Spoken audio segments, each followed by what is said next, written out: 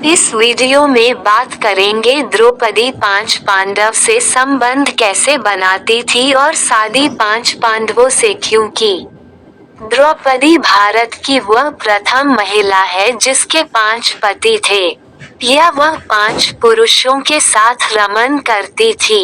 लेकिन सबसे बड़ा सवाल ये कि क्या आज के लोग ये समझते हैं कि द्रौपदी ने विवाह तो सिर्फ अर्जुन से ही किया था, तो क्या उसका रिश्ता सभी के साथ नहीं था।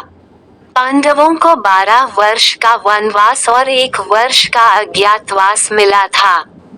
इस दौरान पांचों पांडव एक कुम्हार के घर में रहा करते थे और भिक्षाटन के माध्यम से अपना जीवन यापन करते थे।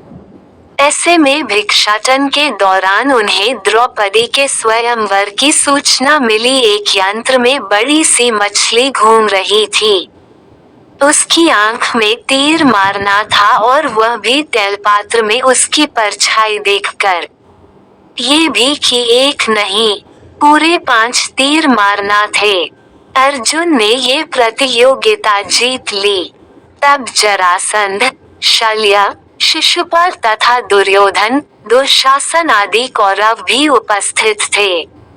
उस दौरान बहुत विवाद हुआ क्योंकि पांचों पांडव ब्राह्मण वेश धारण कर पहुंचे थे। लेकिन श्री कृष्ण के दखल से आखिर द्रौपदी का विवाह हो गया।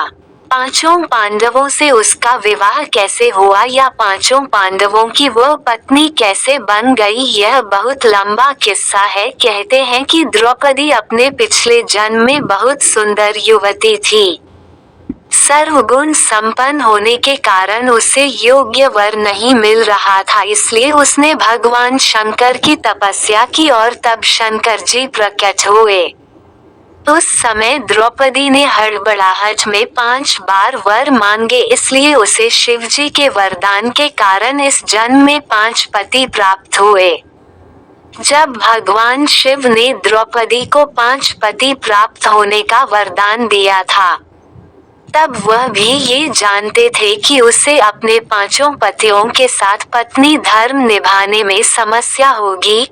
इसीलिए उन्होंने द्रौपदी को ये वरदान भी दिया कि वह प्रतिदिन कन्या भाव यानी कौमार्य को प्राप्त कर लेगी। इसलिए द्रौपदी अपने पांचों पतियों को कन्या भाव में ही प्राप्त हुई थी।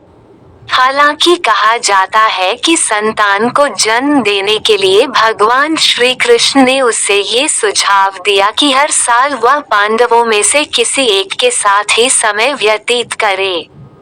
साथ ही जिस समय वह अपने कक्ष में किसी एक पांडव के साथ हो तो उनके कक्ष में कोई और पांडव प्रवेश न करें।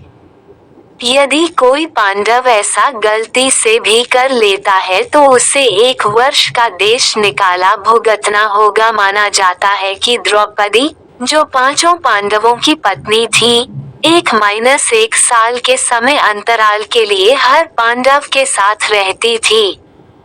उस समय किसी दूसरे पांडव को द्रौपदी के आवास में घुसने की अनुमति नहीं थी। इस नियम को तोड़ने वाले को 1 साल तक देश से बाहर रहने का दंड था।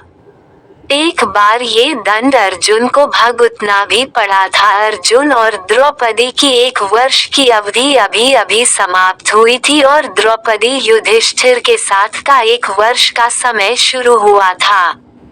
अर्जुन भूलवश द्रौपदी के आवास पर ही अपना तीर धनुष भूल आए, पर किसी दुष्ट से ब्राह्मण के पशुओं की रक्षा के लिए उन्हें उसी समय इसकी जरूरत पड़ी।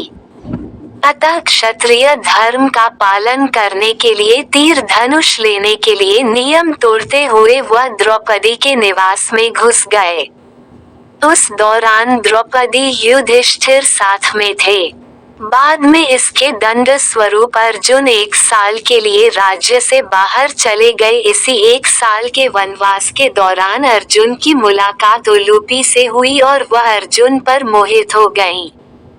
ऐसे में वह उन्हें खींचकर अपने नागलोक में ले गई और उसके अनुरोध करने पर अर्जुन को उससे विवाह करना पड़ा। कहते हैं कि दोनों 1 वर्ष तक साथ रहे।